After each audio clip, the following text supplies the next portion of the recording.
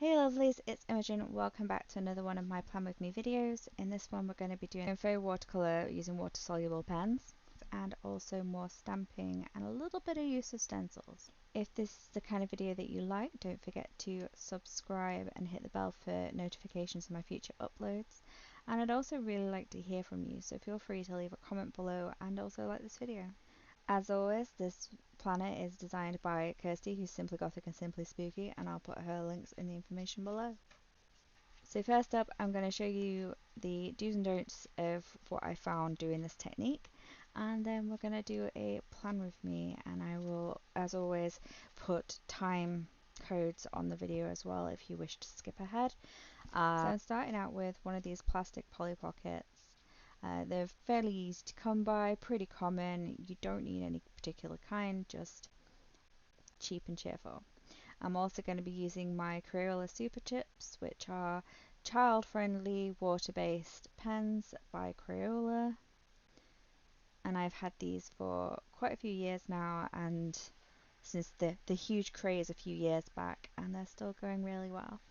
So I'm going to pull out a few of the blues and get going. So firstly, a few tips. Almost any plastic will work. Almost any water-soluble pens will work. Almost any spray bottle will work, just to add water. Almost any paintbrushes will work. Almost all paper is different and will react differently to this technique. Firstly, I'm just going to scribble down some colour to show you roughly how not to do it and how easy things are to get wrong.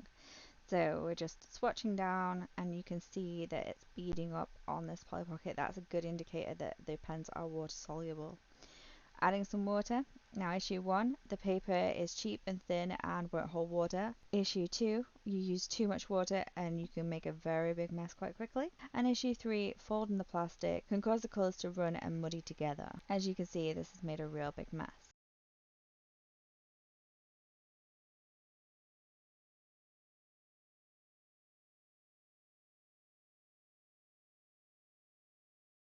So attempt number 2, swatching again. Issue 4. Not using enough water will create an interesting print, but it won't do the watercolour effect that we're looking for. So this time I didn't spray enough. Again, using cheap printer paper. And that means when you put your paper down, instead of getting the watercolour, you get this pattern. So, some tips. Colour in circles instead of scribbles. Use paper card that is designed for or can tolerate water and wet mediums. Use a paintbrush to help blend the colours together after finding a good balance with the water and before adding the paper stages. Experiment and practice. Always know that techniques like this can go wrong, so be open to happy accidents. Tip 5. Once dried, you can repeat the technique to build up the colour opacity and pattern. Tip 6. Leave it to dry or help it dry with a craft heat gun or low heat blow dryer. So I hope you found that this little tutorial-y thing helpful and gave you an idea for how you might do some backgrounds in your planners. So here we go. One shot, hit or miss, deal with it. So again, I'm going to do the little technique that I did before, not in as great a detail because I only want to swatch a little bit of a tester page. Do not dip the whole thing in.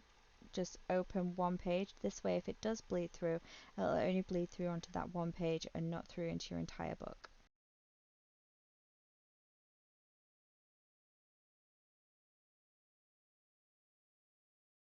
I'm actually really pleased with the results that I got here. And maybe less is more because I really liked how this looked. Please ignore the other tests on this page. The Tombow brush pen is also water soluble and therefore bled when water was added to the area.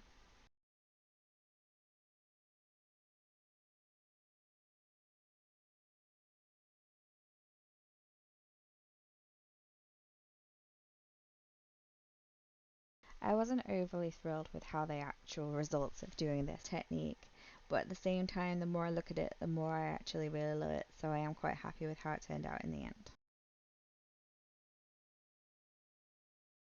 I should have heat set, but I was panicking to get it done, and therefore the liquid moved a bit, but I kind of like how that looked, so I wasn't too upset. It didn't really bleed through either, although my pages are a bit creased. But I do like the way that it looked. and the pages will flatten out over time. I should have heat set. This page I like less.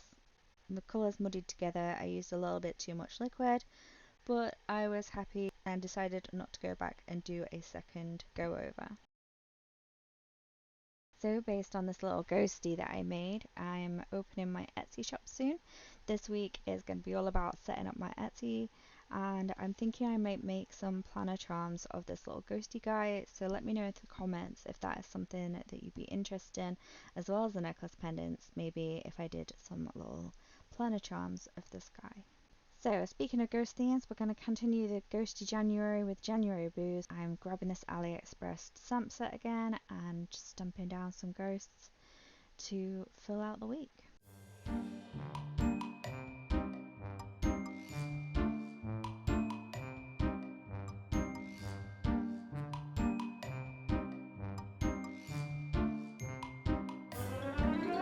I did use my Signo white gel pen just to colour in a couple of the ghosts or a couple of the areas where there was a lot of dark black journal, and I smudged it out a bit so you couldn't see the pen tracks.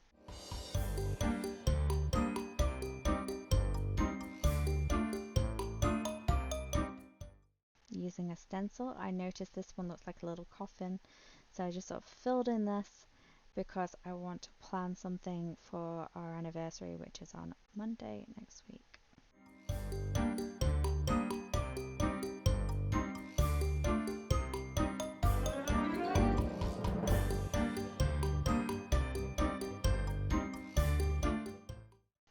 I absolutely love this sentiment, have a creepy weepy. I am absolutely obsessed with it. Put in the Studio L2E checklist stamps.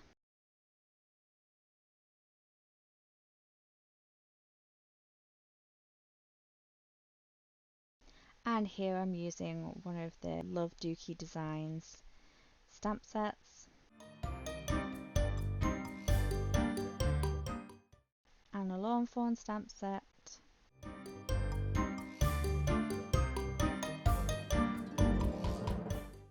And a Tiny Stamps Big Plan stamp set.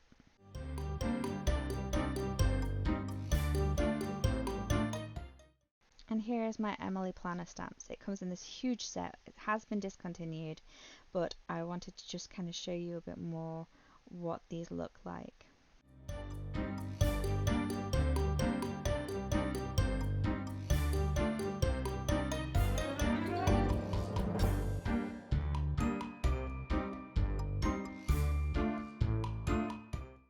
And finally, I'm just touching up the little ghost hand where it misstamped. I'm filling out my week, so I need to get onto my doctor's to try and sort out what's going on there. I've got gifts to buy and send and do, and I've got lots of things to edit and film and all that kind of good stuff, as well as on Wednesdays Emma and I are doing our Hauntless journal, and if you haven't seen that, I will put a picture here. I did upload a video yesterday of our first challenge, or me doing the first challenge that I turned to, and I will also put a little flip through at the end of this video as a little teaser, so if you're interested in having a look, see more what that's about. It is parental guidance 18 plus advisory due to the horror content and disturbing imagery, etc.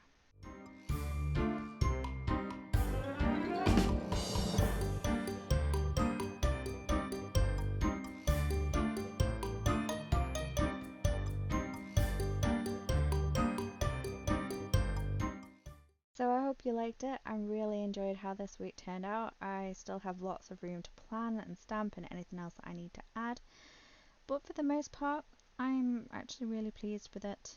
And I really like how the little ghost turned out. And I do like the watercolour effect in the background. So it's a win-win this week. I am quite pleased with myself. So if you like this video, don't forget to give it a thumbs up. Please leave a comment and let me know your thoughts.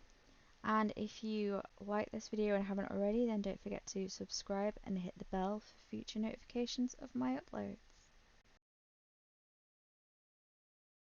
And if you haven't already checked out my Instagram, there'll be a link to that below, as well as to my new Etsy shop.